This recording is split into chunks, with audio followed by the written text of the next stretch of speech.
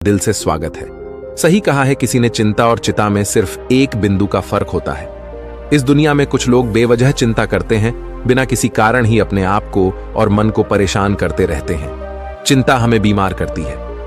आज की इस कहानी में हम सीखेंगे कि क्यों हमें बेवजह चिंता नहीं करनी चाहिए। एक गांव में एक किसान था जिसे एक बहुत ही बुरी आदत लग चुकी थी, और वह आदत थी बेवजह चिंता करने की।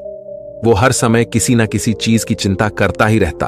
वो हर समय सोचता रहता है कि कहीं मेरे साथ कुछ गलत ना हो जाए, जबकि उसकी जिंदगी में अभी तक सब कुछ ठीक ही चल रहा था। उसके पास एक बड़ा सा खेत था जिसमें अच्छी खासी फसल हो जाती थी। खेती करने के लिए 2 बैलगाड़ियां थीं, एक अच्छा घर था, एक पत्नी और 2 प्यारे बच्चे थे। लेकिन फिर भी वो किसी ना किसी अनहोनी के बारे में सोचकर बेवजह चिंता करता रहता।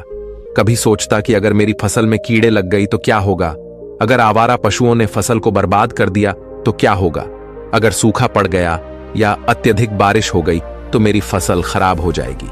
ऐसे ही वो भविष्य की अन्य बातों के बारे में सोचकर बेवजह चिंता में डूब रहा था, जैसे कि कहीं खेती के समय मेरे बैल बीमार ना पड़ जाए, मेरे बच्चों का भविष्य कैसा होगा, कहीं बुढ़ापे में मुझे कोई बड़ी बीमारी ना हो जाए, मेरे बच्चे बुढ़ापे में मेरा ख्याल रखेंगे भी या नहीं, वगैरह वगैरह।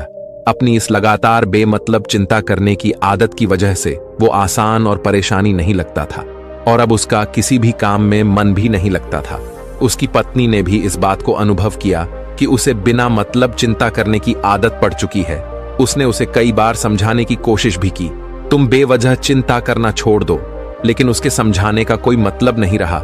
उसे पता चला कि नगर में एक महात्मा आए हैं जिनके पास सारी समस्याओं का हल है।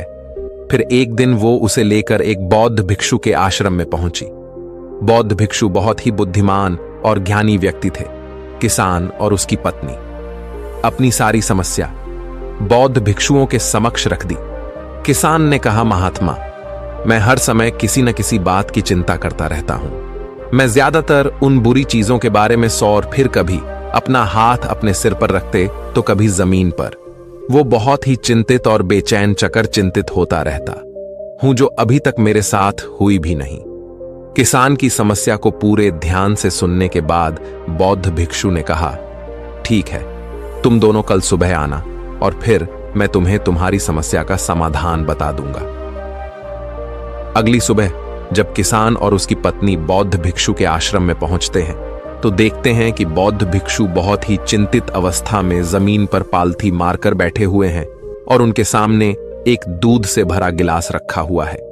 बौद्ध भिक्षु बार बार उस दूध के गिलास की तरफ देख रहे हैं और फिर कभी अपना हाथ अपने सिर पर रखते तो कभी जमीन पर वो बहुत ही चिंतित और बेचैन दिखाई पड़ते थे। ये देखकर किसान ने पूछा, महात्मा, आप इतने परेशान क्यों लग रहे हैं?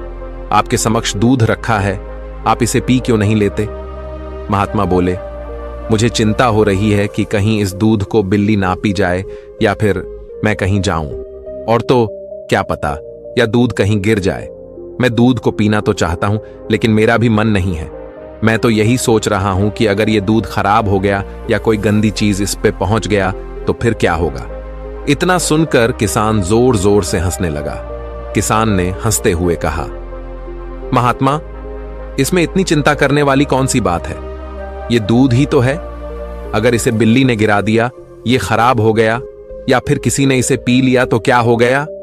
ये आपको दोबारा मिल जाएगा, और वैसे भी आपका चिंता करना व्यर्थ है, क्योंकि ना तो अभी इसे बिल्ली ने गिराया है, ना ही खराब हुआ है, और ना ही अभी इसे किसी ने पिया है, और हो सकता है कि भविष्य में ऐसा हो भी न। किसान के मुंह से ये बातें सुनकर बौद्ध भिक्षु मुस्कुराए और बोले, मैं भी तो तुम्हें ही यही समझाने का प्रयास कर रहा हूं कि भविष्य की उन घटनाओं की चिंता करना व्यर्थ है जो अभी हमारे साथ हुई ही नहीं, और बहुत बड़ी संभावना है कि वो कभी होगी भी नहीं, और अगर हो भी गई तो जिस चीज को तुम्हें एक बार हासिल कर सकते हो उसे तुम दोबारा भी हासिल कर सकते हो, और अगर नहीं कर पाए तो कोई बात नहीं, क्योंकि समस्याओं के आने के साथ ही उन समस्याओं का सामना करने की हिम्मत भी अपने आप ही आ जाती है।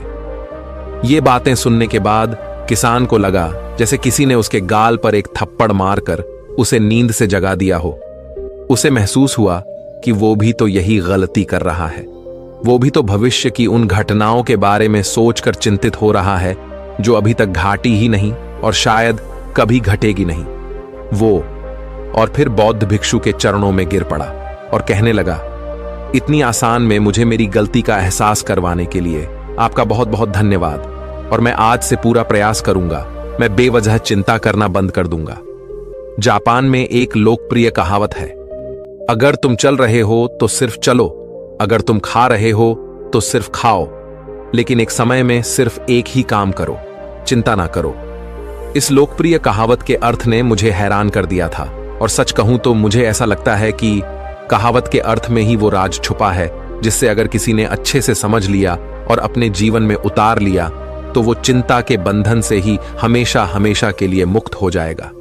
इस कहावत के अर्थ के बारे में हम आगे बात करेंगे, लेकिन उससे पहले देखते हैं कि हमारे दिमाग में इस तरह के विचार से ज्यादा चल रहे होते हैं। पहला, क्या मैंने ये काम सही से किया? दूसरा, क्या मैं इसे और बेहतर कर सकता था? तीसरा, इसका परिणाम क्या होगा? और चौथा, लोग मेरे और मेरे काम के बारे में क्या सोच रहे होंगे? ये ऐसे कुछ विचार हैं जो हमारे दिमाग की सिस्टम में ज्यादातर समय चलते रहते हैं, लेकिन हमें पता नहीं चलता क्योंकि हमने इन विचारों के साथ जीना सीख लिया है। और हमारा दिमाग काम भी ऐसे ही करता है कि अगर हमने इसे किसी काम को कई बार करवा लिया तो फिर ये उसे अपनी आदत बना लेता है और फिर हमारे चाहे बिना भी उस काम को करने का प्रयास करता है। शुरुआत में तो हम किसी भी काम को अपनी इच्छा से पूरे होशो हवास में करते हैं, लेकिन बाद में वो हमारी आदत बन जाता है और फिर हम बस बेहोशी की हालत में बिना सोचे समझे उस काम को करते चले जाते हैं। जब एक बच्चा छोटा होता है तब उसे पता नहीं होता कि चिंता क्या है, लेकिन जैसे ही वो बड़ा होता है माँ बाप कहना शुरू कर देते हैं, बेटे आपको होमवर्क करना है, आपको उसकी चिंता नहीं हो रही, आपके एग्जाम आने वाले हैं, आपको उसकी चिंता करनी चाहिए। और ऐसे ही ना जाने कितनी सारी चीजों के लिए बच्चों के आसपास के लोग उसे चिंता करने के लिए कहते हैं और वो छोटा बच्चा इस बात को मान लेता है। ये अच्छा, किसी भी काम को करने के लिए हमें उसकी चिंता करनी पड़ती है और फिर वो भी किसी काम की घटना के बारे में बार बार सोचने लगता है।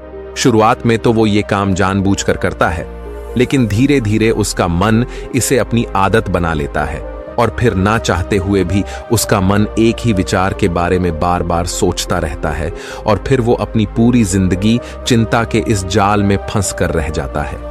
लेकिन अब प्रश्न यह उठता है कि इसका समाधान क्या है?